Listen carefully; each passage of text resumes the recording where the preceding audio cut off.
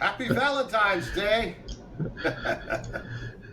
Happy Valentine's Day, Gene. Yeah, we got a little bit of delay in the feed here, uploading here, but that's okay. We're live streaming. It's Valentine's Day. Yes, that's hence the red color.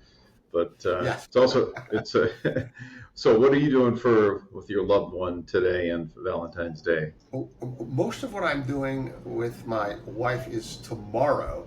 We're having a big Valentine's Day karaoke party at our house. Oh, of course. Whole lot of people showing up for that one. I'll be cooking in the first part of the day, and then they're all arriving at 5. So today will be less romantic because we're getting the house ready and cleaning and things like that. Okay. Well, it's what How about you? What celebration wouldn't be good without karaoke, right? Well, yeah. Always makes it better. How about you? What are you going to be doing? So actually, we're going to some good friends' wedding this afternoon. So actually, after this Perfect day podcast, for a wedding. Yeah, they timed it on Valentine's Day, and it's a native ceremony. My wife's cousin. It's here in Puerto Vallarta. It's actually outside of Puerto Vallarta on a little ranch. My wife's cousin is a roadman, and he does all kinds of native ceremonies. He actually officiated our ceremony. And I will be participating in the ceremony because I'll be playing my Native American flute. Nice. Yeah, so it's going to be fun. So that's it's a day of love, celebration of love. So, and we'll do it with family and friends. So it'll be fun. Awesome. Yeah. So today's, we have something exciting to tell everybody, right? Because this is like the first episode of the Bioactive Insight. It's like we had the Bioactive Breakdown last year. Bioactive Insight. That's right. Yes, and I do have a new intro for us. So let's start off that with our little intro.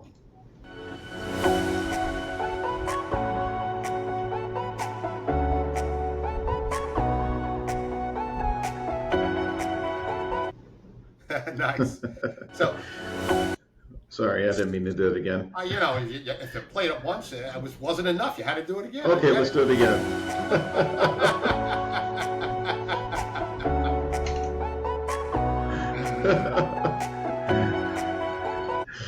So, just so everybody knows, the Bioactive Breakdown was cool. We have these different guests, and we're deep diving into a specific topic with these different guests.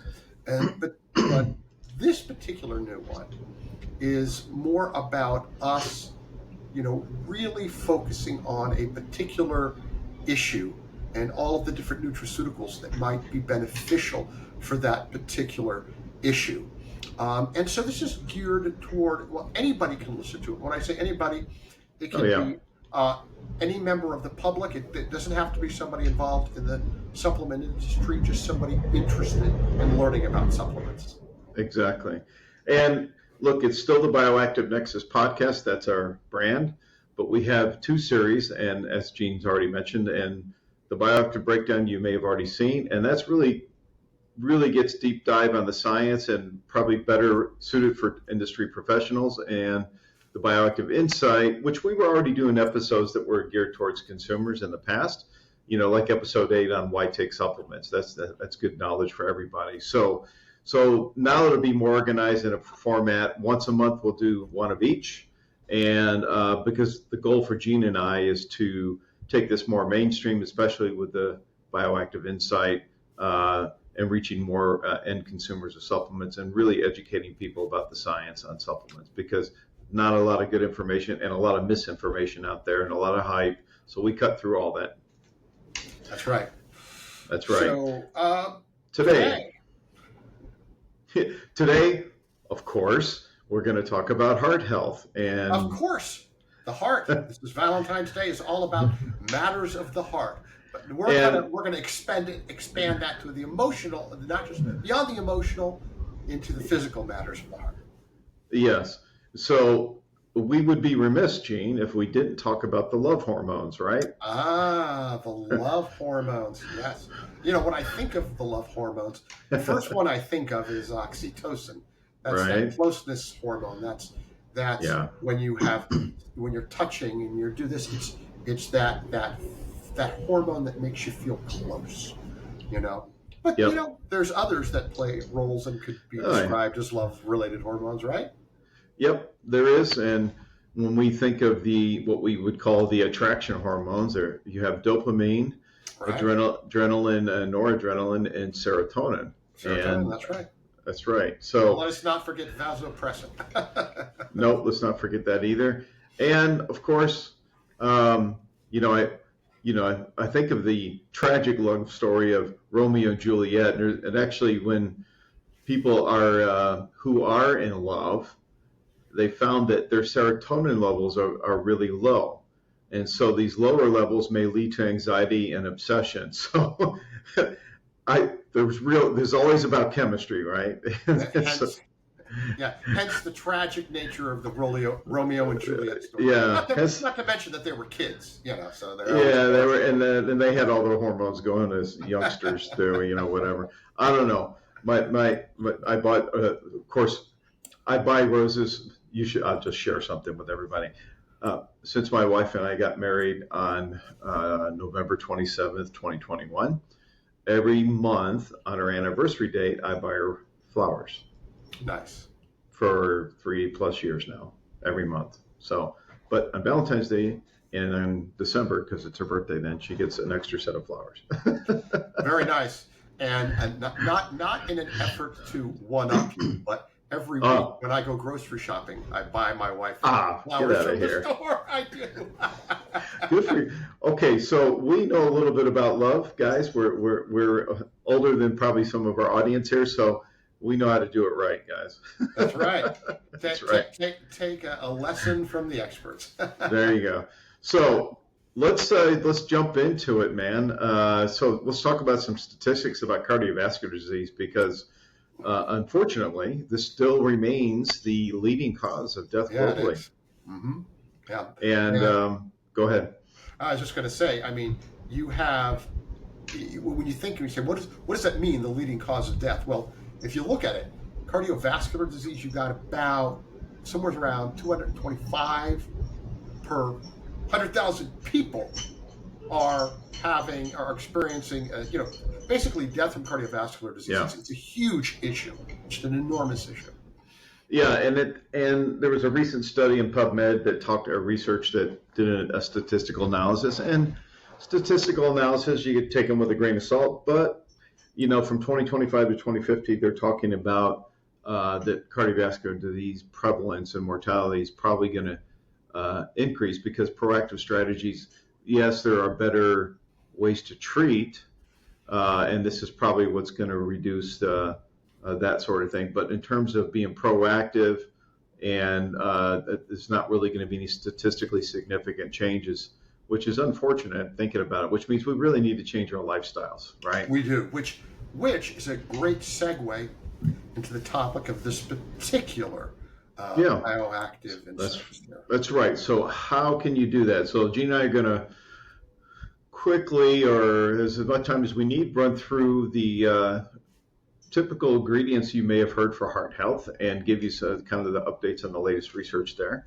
So we'll do that. The first one, I remember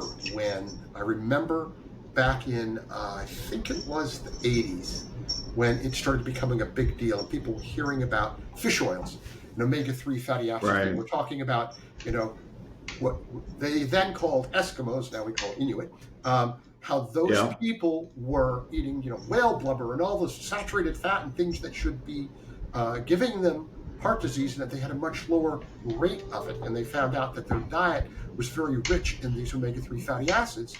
Right. And that's what was having an impact. And now we know today, thousands of studies later, that, indeed, we are seeing some big differences with omega-3 fatty acids. It's one of the few supplements that's been shown to effectively help increase HDL, cholesterol, the good cholesterol. It does so many things that are good for the heart. Exactly, and there's more sources, like from krill, and not just from fish, and also algal sources. Right, yeah. Exactly. And we actually did a whole bioactive breakdown. This was our first bioactive breakdown last year, at the end of last year. You can go check it out, which was on omegas, actually all of the omega fatty acids, 3, 6, 9, what, 11? Seven, yeah. 7, They're yeah. all there. So, yeah. So if you want to get some really good details on that, go check that out. Of course, antioxidants, always good for your body. And that was like the second thing that came out in the industry. It was like, I think antioxidants became like a household word when back, I think it was 1980, 81, Dirk Pearson and Sandy Shaw wrote the book Life Extension and talked about, sort of the miracle of antioxidants, what they can do. I remember that. And then everybody started using that term. And we do know that antioxidants do have a very important role to play. I mean, if you think of things like LDL cholesterol, bad cholesterol, one of the reasons it's bad is because as it's oxidized, okay, as free radicals cause damage to it, it in turn causes damage to the internal diameter of our artery. And if you can reduce the oxidation of LDL, that helps. And there's many antioxidants that can do it. But there's evidence that it's very beneficial.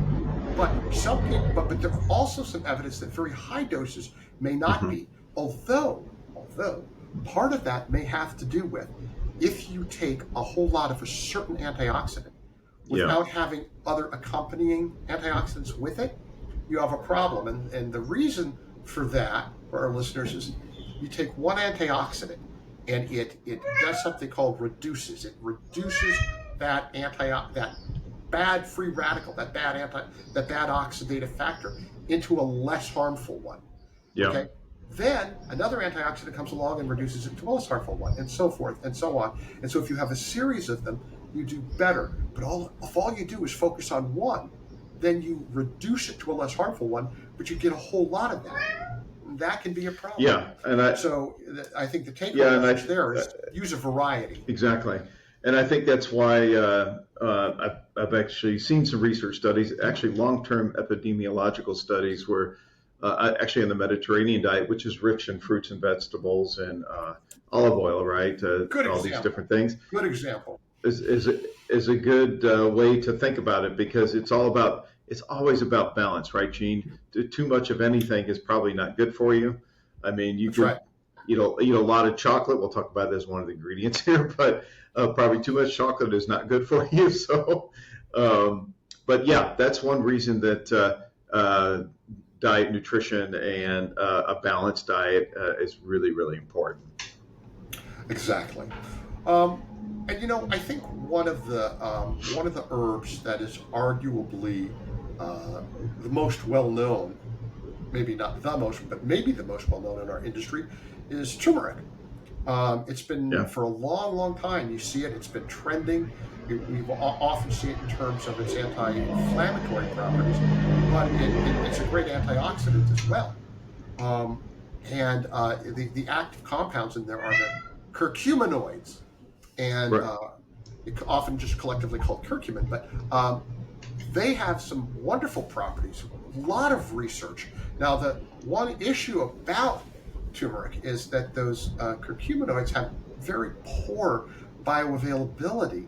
And so oftentimes there's a lot of different kinds of turmeric extracts where they do something special, give it a delivery system to improve that, such as the phytosomes and liposomal technology and other kinds of things that help improve the absorption so it's not so low.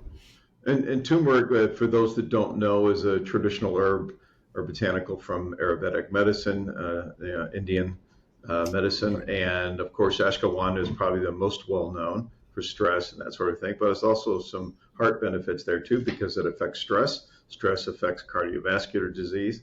So that we didn't put that on our list, but I thought I'd mention that since we're talking about turmeric.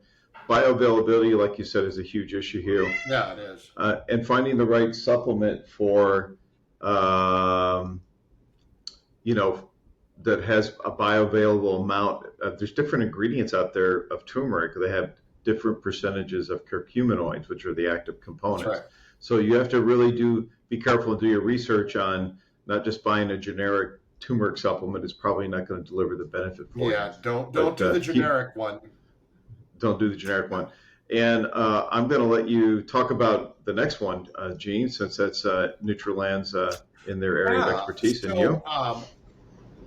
One of my jobs one of my responsibilities in my job as Chief Scientific Officer at Nutraland USA is in the coordination of clinical studies on our materials. Well, we just completed a pilot study on Muracell, which is a rice germ extract, and it happens to have a lot of a certain compound called Spermidine. Terrible name, but we didn't make it up. That's just the name, Spermidine.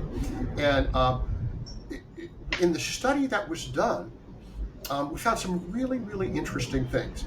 One of the things we found is that it increases autophagy, and that's just a term that means it helps your cells to do housekeeping, where it breaks down old damaged cell parts and recycles them and is able to give your cells a tune-up and make them work better. But there were some specific, what we call cardiometabolic markers that show some really big differences. Now, cardiometabolic means it's good for your cardiovascular system and for metabolic concerns, things like diabetes and metabolic syndrome and what have you. And a couple of the areas that were really interesting is one of the markers is called C-reactive protein. All that is an inflammation marker. The more of that you have, the more inflammation you have. And we know inflammation is not a good thing for cardiovascular health, not to mention many other issues. It turns out we had really meaningful decreases in C-reactive protein just from the Muracell that was given. We also saw reductions in VLDL protein. Well, LDL protein is the bad cholesterol. And VLDL is also pretty bad. And so being able to reduce that in a really significant way was a surprise and something that we really were pleased about. But also, the greatest decrease came with triglycerides. And we all know high triglyceride levels aren't a good thing, both for cardiovascular health as well for metabolic health. And so we saw reductions in all of that. Now, I would tell you the exact percentage decreases, except that we're in the process of submitting the study for publication, and we can't let that cat out of the bag before it gets published. But really, really good results. Really, really good results. That's it even fascinating. Increased brain-derived neurotropic factor, which is just cognitive wellness. So good stuff. I was very impressed with it, very excited. Wow, that's really cool. Can't wait to see the published study on that. That's awesome. Yeah. So another really big one, and I can talk in a little bit more detail about this one, is CoQ10 and Ubiquinol, right? And the reason I can is because I was the key subject matter expert for the M&A group when we were looking at potential acquisition targets, and Sanofi acquired Qunol and closed on that in September of 23 for $1.3 billion. So it was a huge acquisition. That's public knowledge now, so I can say that. But anyway, that one of their leading products, they're known for Qunol. It comes from the name Ubiquinol. It comes from the play on the word there. So they were all about heart health. That's just the area they worked in. And they actually had some patented technology, which was kind of interesting, even though it was older technology that helped with bioavailability. And they had some studies to show that. So again, this is another ingredient, Gene, that has issues with bioavailability. It's important to call out. And CoQ10 and Ubiquinol, so these are two different chemical compounds. One's ubiquinol and one's ubiquinol. One's oxidized and reduced forms, right? So all that means is there's a slight change in the chemical structure that the body does that, converts it to the ubiquinol, which is what the body uses. CoQ10 is ubiquinone. It converts it to ubiquinol, which is the active form in your body. By the way, your body produces CoQ10, and it's really important. It's directly involved in energy production within mitochondria, which is the energy powerhouses in our cells. And we do lose it as we age. Now, does a 25-year-old need to take CoQ10 supplement? Maybe not, but they're not bulletproof, so any supplementation is kind of cool. Certainly, folks our age should take a supplement with it. There's been research to show benefits with that. I take it daily. I do too. So anyway, we'll talk about, actually one of our questions we'll save for the Q&A. We'll get into more detail on this because we got a question from our listeners about that. So I just wanted to mention one thing about ubiquinol. Yes. One of the things that Bill was mentioning is that ubiquinol, regular CoQ10, gets converted to ubiquinol. And that conversion is really just a hydrogen. It gets stuck onto it, and boom. Where do you get that hydrogen from? An antioxidant, such as vitamin C, vitamin E.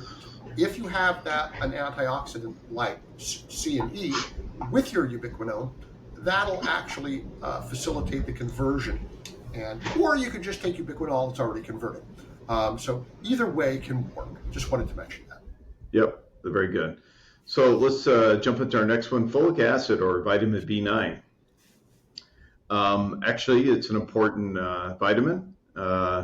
Certainly for it's part of prenatal vitamins for women for sure. Is really good research to show that. Yeah. In terms of the benefits there, but in our bodies we have elevated homocysteine levels, which are associated with an increased risk of cardiovascular disease. So just like cholesterol, it's also higher levels, higher risk.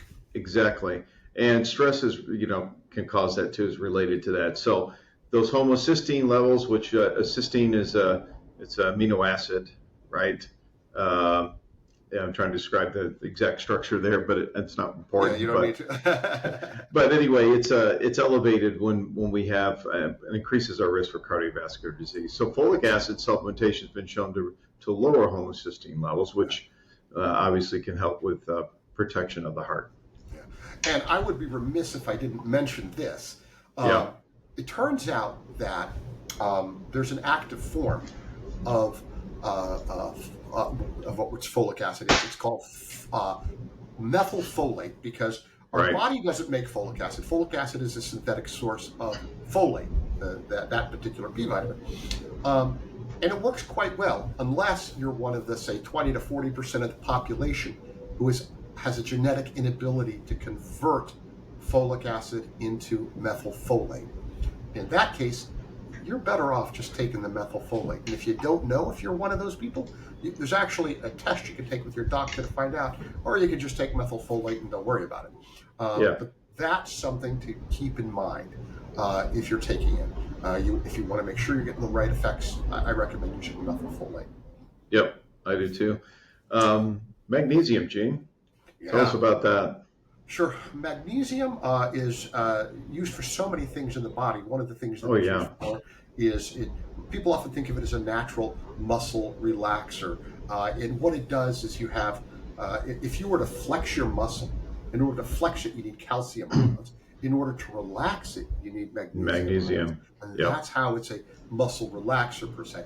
But that can also have a similar effect in your arteries, which have sort of an inner muscular layer, and it helps to relax them and opens them up. And so the blood pressure isn't as high, and there's certainly data on that. And so supplementation on a daily basis makes a good deal of sense. It's one of the minerals I take every day. Yeah, me too. And it's really important to have a good formula. By the way, we did, I think, our first episode, or second, where we talked about magnesium supplementation specifically. So go back and look at that and check that out, because magnesium is super important mineral for so many processes in our body. So really important to have as part of our daily intake. No question about that. And why don't you jump on the next one? Because I know you've done a little bit of research in that. I have. So beetroot juice or powder. So first of all, are you a fan of beets? Do you like beets? Actually, you know what you do? You take beets, you take the whole beet, wash it, and then you wrap it in foil, put it in the oven and bake it, and then get soft, and then you bring it out of the oven. It takes about an hour. And then once that happens, you can easily peel off the peel, and then you chop that up, cube it, and you put it on your salads or whatever. It's actually I love beets. They're great. It's delicious. But beetroot is rich in nitrates, okay, these particular compounds, and which the body converts into nitric oxide. So they're nitrogen-containing compounds, right? And what does nitric oxide do? Well, it's a molecule that helps dilate blood vessels. So again, it's about this magnesium's relaxation, but this actually helps with the same thing, relaxing blood vessels, which improves blood flow, reduces blood pressure, right? Which are definitely associated with cardiovascular disease. So regular consumption of beetroot juice or powder has been linked to these benefits. However, I would say as a supplement, there's not a lot of research for supplements about this. Now, the food is probably there's like one or two extracts that have actually had a study on it showing some benefit on it. But a lot of the ones out there, there's no data on it. They just toss it in a formula and wave a magic wand and say it works. Yeah. And I think, to be quite honest, I think it's better just to eat the beetroot itself. And you would probably have to eat, in fact, I did this research on this, you would have to eat like a lot of beets to get to the level of nitrates that would be converted to nitric oxide. One of the other things you can do too, we don't have it on the list, but if you're looking to increase the nitric oxide, there's kind of two pathways in the body for creating nitric oxide. One is that nitrate pathway. The other one is an arginine pathway. Yeah. And although arginine itself will ultimately convert into nitric oxide, what I prefer is citrulline, another amino acid. And the reason I prefer it is arginine. If you take arginine, ultimately your body will stop producing as much arginine and you'll come back to the same baseline level that you started with. But if you take citrulline, your body will take citrulline, make arginine out of it, and then make nitric oxide. So it's a better choice, and it can have some of the same beneficial effects. Somewhere around 2 to 3 grams is a good level. Yep, that's a good point, man. And citrulline is a precursor for that. But arginine is known actually in the sexual health products, obviously helping blood flow, nitric oxide production. There are other ingredients to help with that. Arginine is one of them, as you mentioned here. So, okay, what again would be, let me say a little bit about probiotics, right, or biotics in general. We actually, as the Global Biotics League with Sanofi, we did a lot of research sourcing researched biotics, whether it was postbiotics or probiotics, prebiotics, whatever. And actually, you wouldn't think that these organisms, well, they obviously have a lot of benefits there in our gut microbiota, getting that balanced out. But there are specific strains out there that will actually improve different health conditions. And we actually did come across one that actually improved for cardiovascular health. Okay. And so there's been some studies on that have shown that it's helped lower blood pressure, improve lipid profiles, which is the fats. Actually helped to lower some cholesterol, which was, when I first saw that years ago, I was like, are you kidding me? It was like the tip of the iceberg on what probiotics are capable of. And now we know there's so many things that they do. It's not just gut health. It's not just immune health. It's cognitive health. It's cardiovascular health. The sky's the limit, pretty much. It is, and I think this is obviously a leading area of research in our industry in terms of the microbiome and different strains. No question about that. And we're going to see tons and tons more research in that area. So stay tuned for that. We'll key in some of those things too. But for sure there are specific strains that are definitely beneficial for certain conditions, and there's actually some out there for that. So again, as Gene said, it's not just for digestive health, it's not just for immune, which people are starting to understand more, but also many other health conditions too. Yeah, so the next one is niacin, and this is probably the oldest of all of the nutraceuticals that have been used for cardiovascular health. Niacin was used years and years back as a very effective means to reduce cholesterol levels and increase your HDL, your good cholesterol. The good cholesterol, And it's very effective. The only problem is niacin is known for the niacin flush. So you take it, it makes your face red, you feel warm and itchy. It's not comfortable. And unfortunately, it doesn't take a lot of niacin to create the niacin flush in sensitive people. 100 milligrams even, except that people were using 3,000 milligrams of niacin to achieve the goals under a doctor's care, mind you.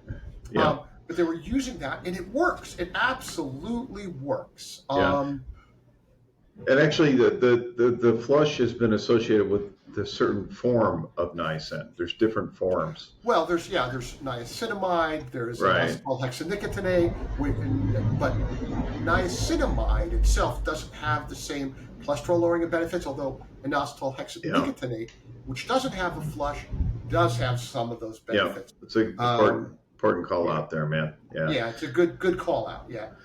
Well, And chocolate, buddy. Talk about yeah. chocolate. It's Valentine's Day. What about chocolate? Okay. Well, look, dark chocolate is my favorite. So you can have the milk chocolate all day long. I don't want it.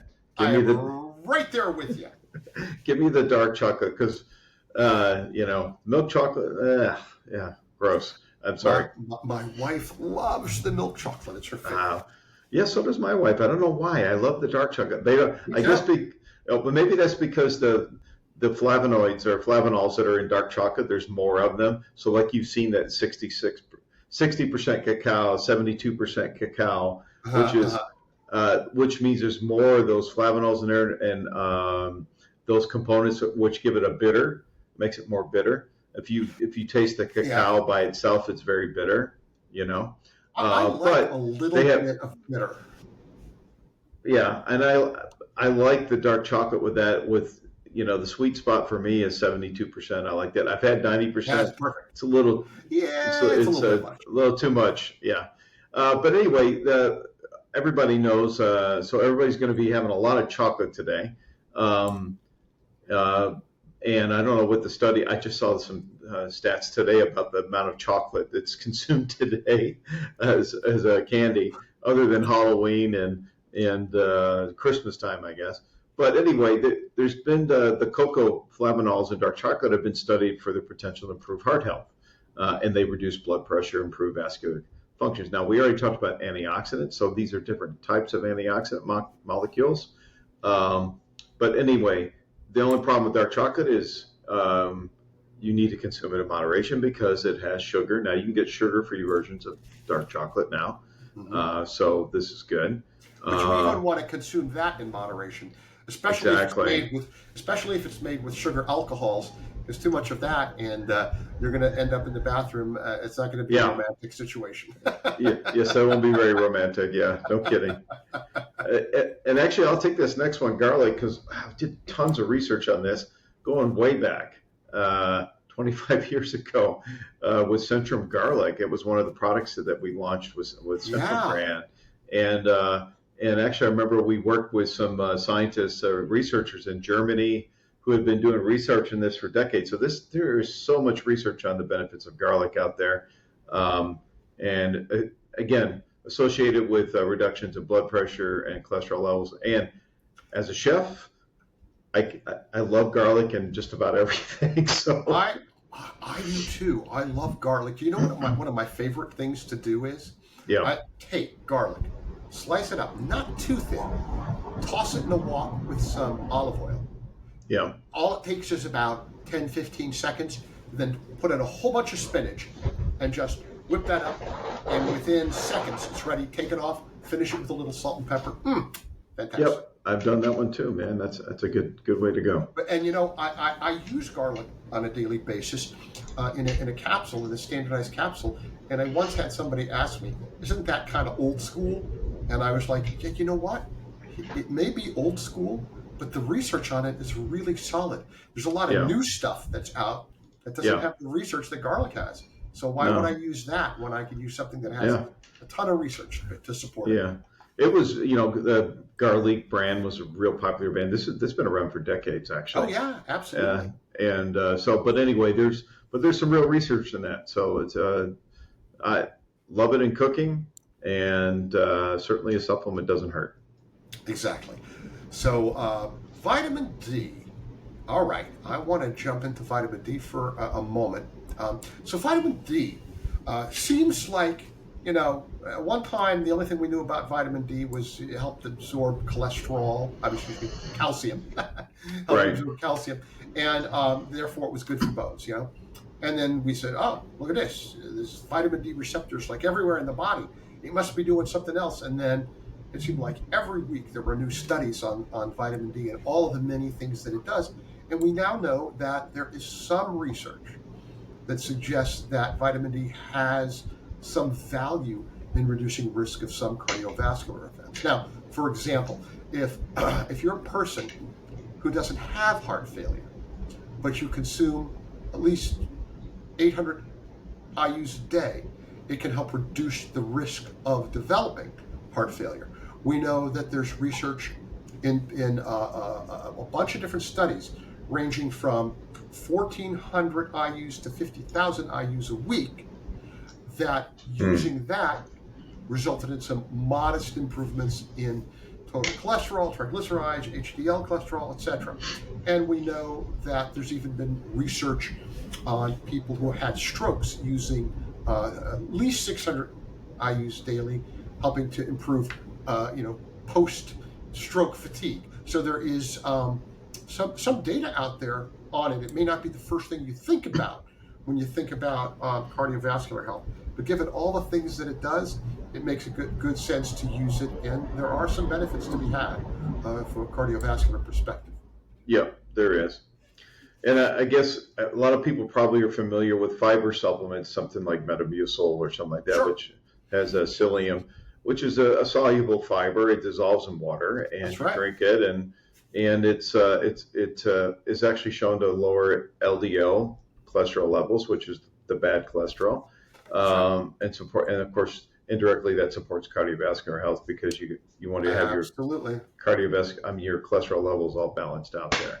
But again, it's important to call out, yes, you could take a supplement for that, but having the balanced diet of, like we've talked about already, with rich in fruits and vegetables and a variety of different colored fruits and vegetables is actually going to do the same thing.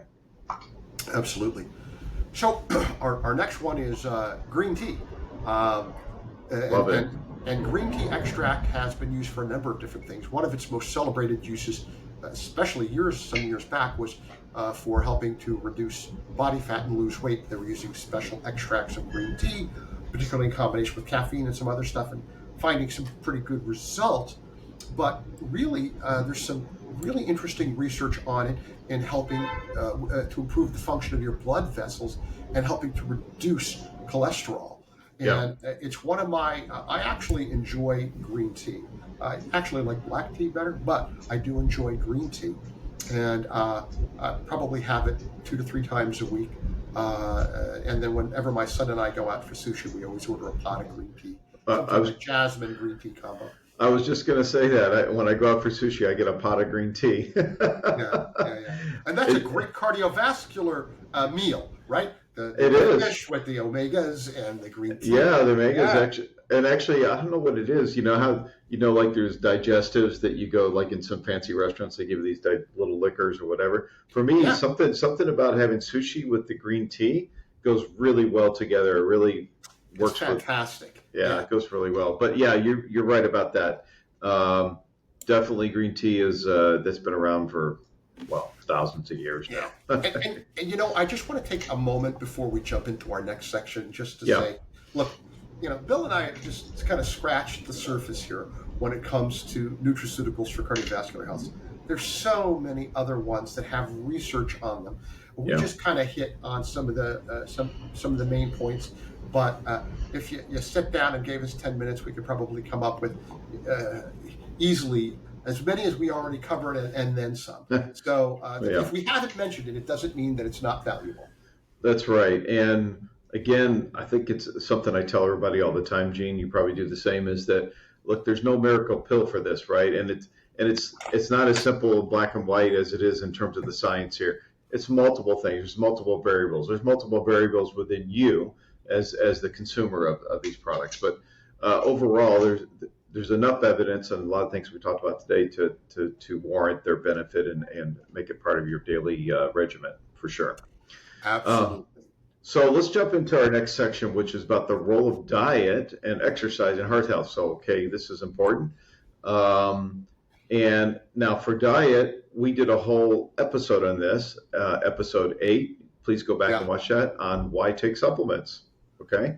We're not going to go into tremendous detail on all the different diets that are out that are popular, but again, we already mentioned the Mediterranean diet, for example.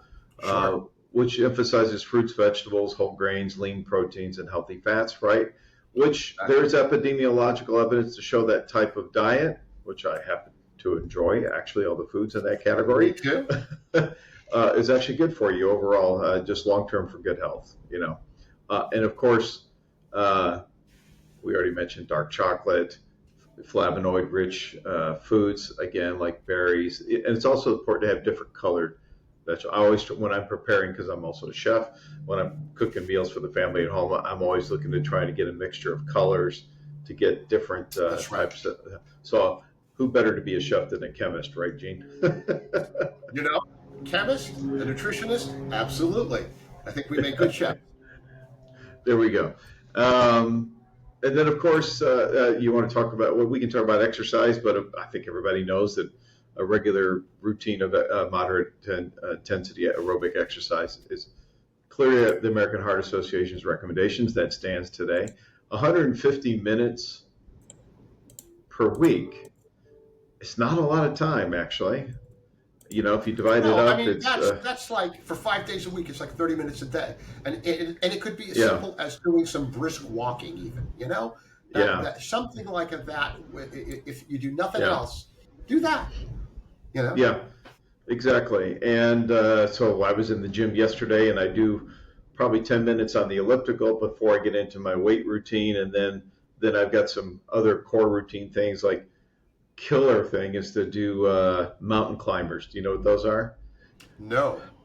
Oh, and you time it. I can only go about 20 seconds now, but basically you're on all fours and you have your hands and you're like running on the floor with your leg. I know what that is. Oh my God. Yeah, it's painful just thinking about, isn't it?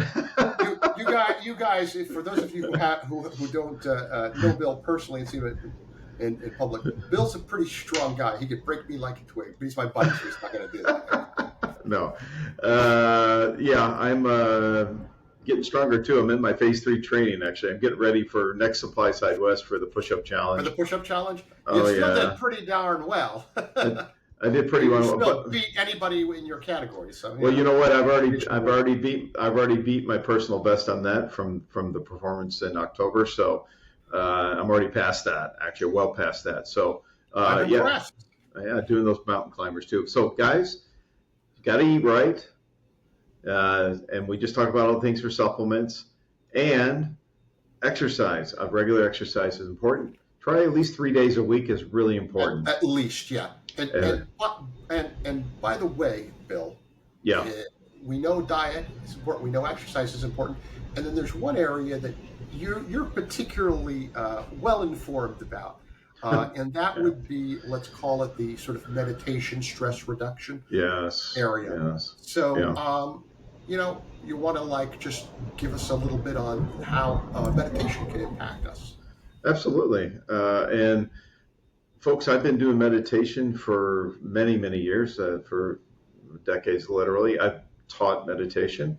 I've produced guided meditation tapes, actually. When we relaunch my personal brand here, my new website, you're going to see I have access to some of these sorts of things. But let me talk about the science of that, actually. So first of all, stress is a leading factor involved in cardiovascular disease. You got a high stress, it throws you out of whack in a lot of ways, right? Sure. Your body gets out of whack in a lot of ways there. But we would be, and of course, then if you have cardiovascular disease, and this is the problem my father had for health, he also had diabetes. So you get into this metabolic syndrome thing, which is a vicious cycle, and it's really, really terrible. So it's hard to come back from that when you get to that stage. So it's so important to be proactive in your health. And meditation or any kind of mindful practice that works for you is something to do that I do daily, Gene. So actually, before our podcast today, I was doing that. So for me, and there's actual research that shows that. Now, you ought to, how do you say it? Your body is the automatic parasympathetic, I can't think of the parasympathetic, name. Yes. A system, autonomic, you're trying to say autonomic, which is controlled by the part of the brain to keep you, you breathe, you don't stop breathing, whatever, and whatever. Right. But actually, there's been research to show that yogis and others that do deep meditation can actually slow down their heart rate. Okay, and you see about kind of dramatized in movies. The martial arts guys are totally zen and reducing their heart rate and well, it's true. There's actual real science to show that it does that. So that I find that fascinating. So for sure, I can tell you guys a daily practice of that is super important for that. If you want to know more about that, hit me up on DM me, and I'll get you started on some good recommendations for meditation. So, one of the things that we've invited people to do, and they often haven't done it, but they just started doing it recently, is submit questions to us. I mean, yes, it can be questions about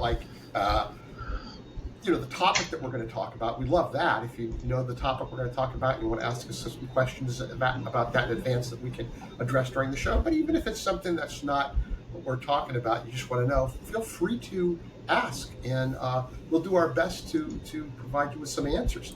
So we have we have a few questions this time. We do. You want to take the first one? Want to read the first one? Sure. Yeah, sure. So we had Hillary actually commented on our LinkedIn post here for the episode. She had a question here. So hopefully she's listening or whatever. If not, she can get the recording later, post-production. But she talked about, I think we know this generally, that there's a genetic predisposition towards diseases, right? So certain biomarkers, which means your genes are producing certain or affected certain biomarkers, which give you a higher risk for that particular disease. So one that's been identified for cardiovascular disease and is lipoprotein A, right? And so, she says patients are told there's nothing they can do to affect change here. And she asked, what suggestions do you have for influencing epigenetics when it comes to cardiovascular health as opposed to cardiovascular disease? So, great question. Epigenetics, by the way, is all about. Yeah, go ahead. Let's define what that is. So that means it's the study of the genes. Now, people have been mapping out the genome, human genome, and trying to identify certain genes that are responsible for certain disease conditions or whatever. And that's kind of what Hillary's talking about there. But even though some people may have the marker or the particular gene that elevates their lipoprotein A, right? You can't change your genes because that's what you're born with, but you can modify how they express, which means you can affect the way they work in your body, right? And this is true. A perfect example of this is what I already talked about, the Mediterranean diet. The epidemiological, which means over decades of years of tracking people, showed that that particular diet actually improved their health. So that's an example of modifying your gene expression, right? Yeah. It's a perfect example. I like to explain it to people if they don't already know. We often think of genes as something static, like it's a blueprint for our cells when we reproduce them, and that's true. But they actually are doing stuff for us every day. They're making certain proteins, some of which are good, some of which you don't want to have more of, some of which you want less of, and by virtue of eating a certain kind of diet or consuming certain types of nutraceuticals or doing exercise or doing meditation, these things will alter the way that the proteins that the genes are creating are produced. Maybe more of it, less of it, kind of flipping the switch on and off. And that's what we're talking about when we say epigenetic. Above the genetics, it's impacting it in a good way. So guess what? Eat right, exercise, and have a spiritual practice of meditation. So it's going to actually benefit so many areas of your body for sure. So again, we've already talked about these things in terms of physical activity, balanced nutrition, and of course meditation too. So is there anything, is there a miracle pill? No, but you can actually, the miracle is truly you have control proactively over your health by what you put into your body and what you do to your body. Okay, so that's in your hands. So you can do that for sure. You want to take our next question, Gene? Sure. So we kind of addressed this a bit during the discussion, but one of the questions that came up is, Does magnesium help with reducing blood pressure, and what dose? Well, yes, it does. We mentioned that earlier. But what dose we didn't mention? Well, it's interesting because a study came out recently. Now, you often hear there's a study on something. Sometimes you hear there's a meta-analysis, which is a study that looks at multiple similar studies all at once, analyzes them together, and gives you a conclusion of what the totality of the results were in those multiple studies, okay? And so that is particularly a meaningful study, a meta-analysis. Then there's something called an umbrella meta-analysis, which includes studies from many meta-analyses. It's really a big one. So when you have an umbrella meta-analysis, that's pretty meaningful. And the umbrella meta-analysis showed significant reductions in blood pressure, both systolic and diastolic, both the top and the bottom of your blood pressure, by the use of magnesium. And what they showed is anywhere from 400 milligrams or more a day had that effect. So yes, magnesium can help with blood pressure. You need at least 400 milligrams a day, and it can have a contributory effect towards maintaining a healthy blood pressure. Yep. So I'm good. Again, magnesium, we've already said, definitely should be part of your regimen. And 400 mgs, actually, I think that's what I do. So. Me too. Yeah. So what is the latest, the last question we have time for today is what is the latest research on CoQ10 Ubiquinol for cardiovascular health? Again, great question. We already touched on this a little bit already, but let's go a little bit further in that. Again, CoQ10 or ubiquinone is the chemical name. So what does CoQ10 stand for, by the way? Coenzyme Q10. We won't get into the details of the biochemistry there and the energy metabolic pathway and all that. But again, it's certainly been a ton of research done on this. Bioavailability is key if you're taking it as a supplement, so it has to be a good form. It does show improves heart failure symptoms, reducing blood pressure, mitigating oxidative stress, which means helps reduce stress there, which is super important. It's an antioxidant as well. So it scavenges those free radicals that destroy your cells and DNA and stuff.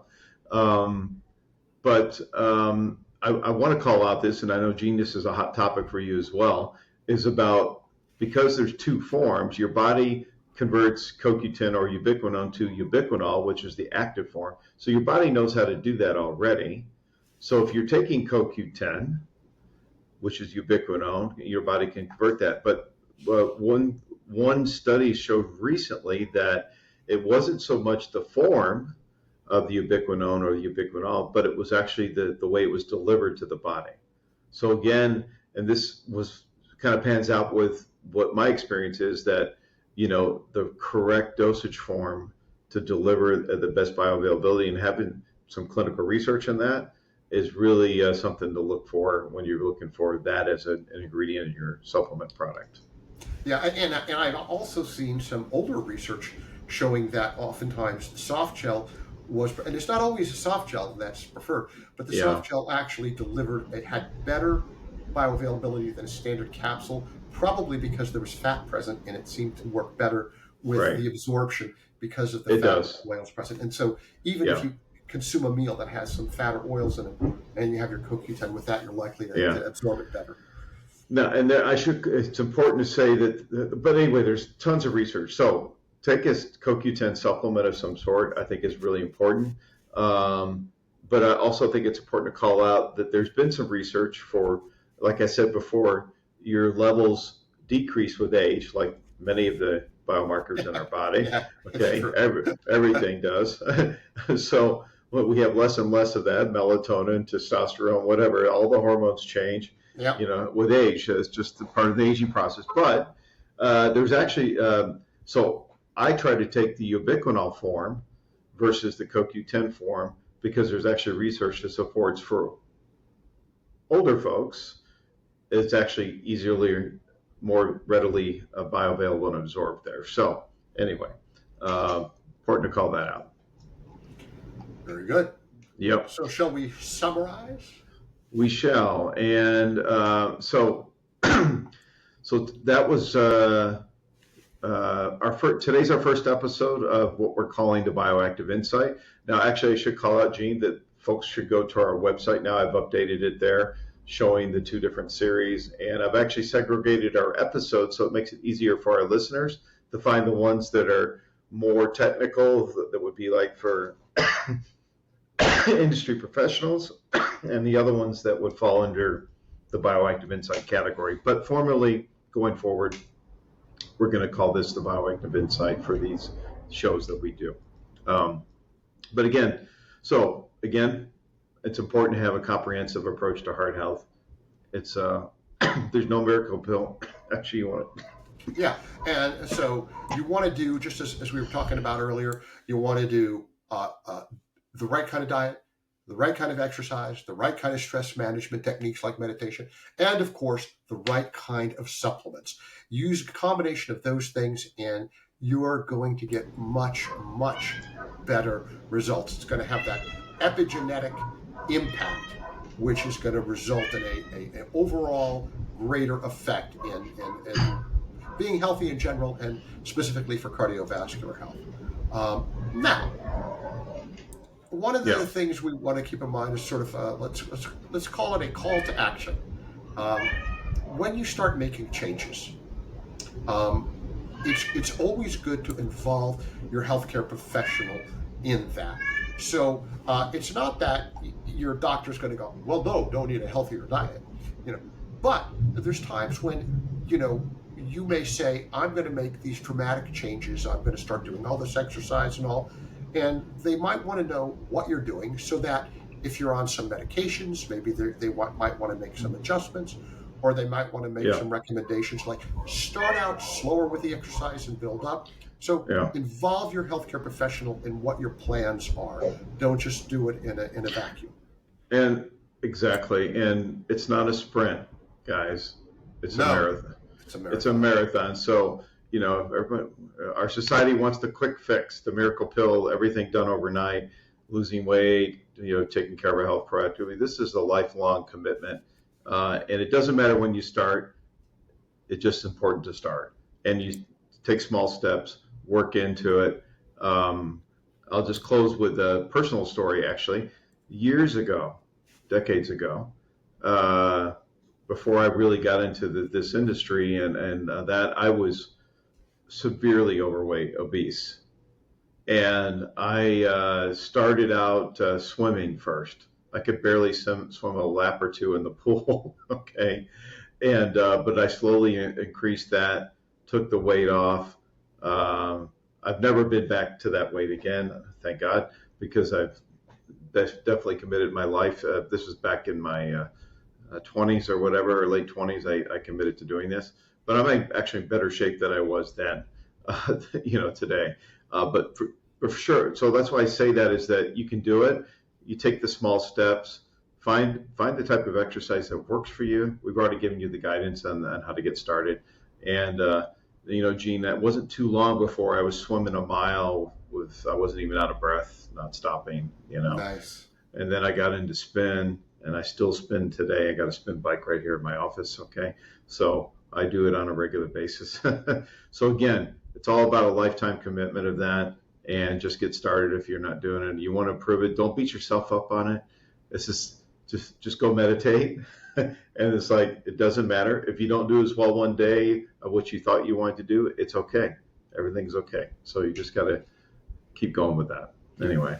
And thank you for that. It's good advice. And I just want to reiterate that we invite you to submit any questions to us that you might have. Please. Whether that's you're sending the questions, you're on LinkedIn, or you're sending them to Bill, or you're sending them to me, or you're sending them to the Bioactive Nexus, or you go into the website, whatever. Just submit it, and we would love to hear from you. And absolutely. anything that you want to know about. So stay tuned for future episodes. We will be doing a bioactive breakdown episode later this month on GLP-1. So we're going to deep dive in that. So stay tuned for the announcement on that. And then next month, we'll do another episode of each Bioactive Insight and Bioactive Breakdown. And stay tuned for the topics not sure what we're going to do yet, but we'll figure it out. Gene and I always find the right thing, the right thing to do. And have a happy and healthy Valentine's Day. Absolutely. And with that, I will take us out of here.